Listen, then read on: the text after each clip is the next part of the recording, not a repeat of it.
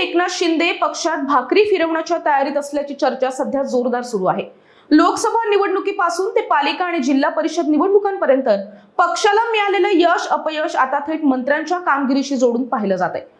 कोकण आणि पश्चिम महाराष्ट्र वगळता इतर अनेक जिल्ह्यात अपेक्षित कामगिरी झाली नसल्यानं शिंदेंनी काही मंत्र्यांचे कान टोचल्याची माहिती सुद्धा समोर आली आहे। तब्बल 3 ते 4 मंत्र्यांच्या कामगिरीवर प्रश्नचिन्ह उपस्थित झालं असून लवकरच मंत्रिमंडळात मोठे बदल होण्याची शक्यता सुद्धा वर्तवली जाते।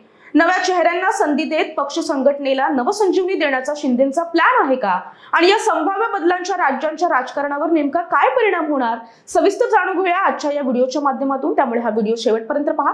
पण त्याआधी तुम्ही चॅनलवर नवे असाल तर आधी चॅनलला सबस्क्राइब करा, या व्हिडिओला लाईक करा आणि शेअर करायला सुद्धा अजिबात विसरू नका।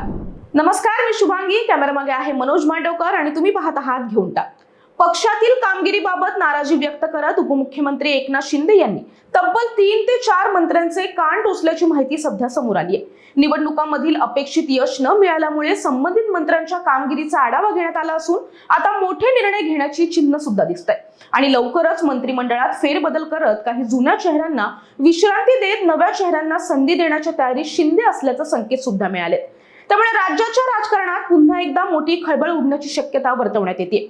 निवडणुकांमध्ये मिळालेल्या यश अपयशाचा बारकाईने आढावा घेत शिवसेना पक्षाच्या सर्व जिल्हा संपर्क प्रमुख, नेते आणि सचिवांना संघटना अधिक मजबूत करण्यासाठी तातडीने दौरे करण्याच्या स्पष्ट सूचना देण्यात आल्याची माहिती सुद्धा समोर आली आहे। प्रत्येक मतदारसंघात जाऊन कार्यकर्त्यांशी थेट संवाद साधावा, निवडणुकीत नेमकं कुठे आणि का कमी पडलो याची सखोल कारणमीमांसा करावी, तसेच पुढील रणनीती आखावी असे निर्देश सुद्धा देण्यात आल्याचं सूत्रांचं म्हणणं आहे। पक्षाची संघटनात्मक पकड अधिक भक्कम करण्यासाठी हा आढावा निर्णायक ठरणार असल्याची चर्चा सुद्धा राजकीय वर्तुळात आता रंगू लागली आहे। पालिका निवडणुकीपूर्वीच उपमुख्यमंत्री एकनाथ शिंदे यांनी मंत्र्यांना सूचक इशारा दिल्याची चर्चा आहे, ज्यामुळे जिल्हा परिषद आणि पालिका निवडणुका या सेनेच्या मंत्र्यांसाठी अक्षरशः लिटसम टेस्ट ठरलाय असं राजकीय वर्तुळात बोललं जात आहे। निवडणुकांमधील कामगिरीचा थेट हिशोब घेत अकार्यक्षम मंत्र्यांवर संघटनेची जबाबदारी सोपवली जाणार आणि मंत्रिमंडळात नव्या चेहऱ्यांना संधी दिली जाणार अशा शक्यता आता व्यक्त केल्या जात आहेत।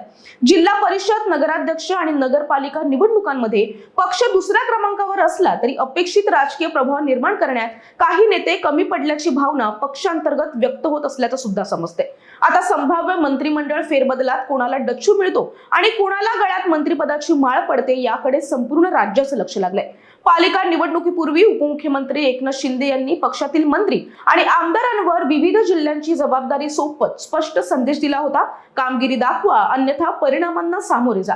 मात्र ठाणे, कल्याण, डोंबिवली आणि उल्हासनगर वगळता इतर बहुतांश जिल्ह्यांमध्ये अपेक्षित यश काही मिळालेलं नाहीये। जबाबदारी सोपवलेल्या मंत्र्यांच्या सुमार कामगिरीचा गंभीर दखल घेत अकार्यक्षम मंत्र्यांना डच्चू देण्याची तयारी सुरू असल्याची सुद्धा चर्चा आता त्यामुळेच रंगू लागली।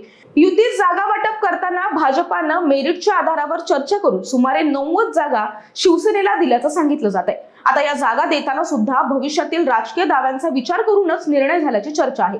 दरम्यान काही ठिकाणी घराणेशाहीचा आरोप सुद्धा पुढे येतोय।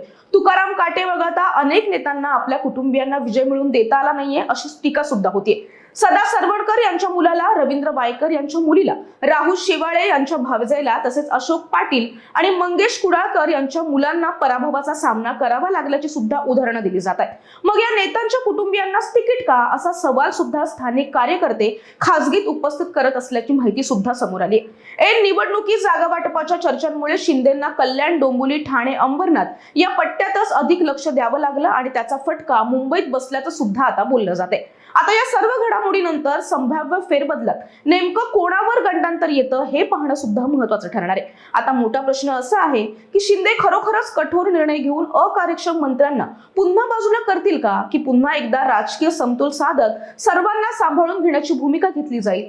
तुमच्या मते या फेरबदलात कोणाला डच्चू मिळायला हवा आणि कोणाला संधी कमेंट करून नक्की सांगा। हा व्हिडिओ आवडला असेल तर लाईक करा, शेअर करायला अजिबात विसरू नका आणि हा व्हिडिओ तुम्ही शेवटपर्यंत पाहिला त्याबद्दल खूप खूप धन्यवाद।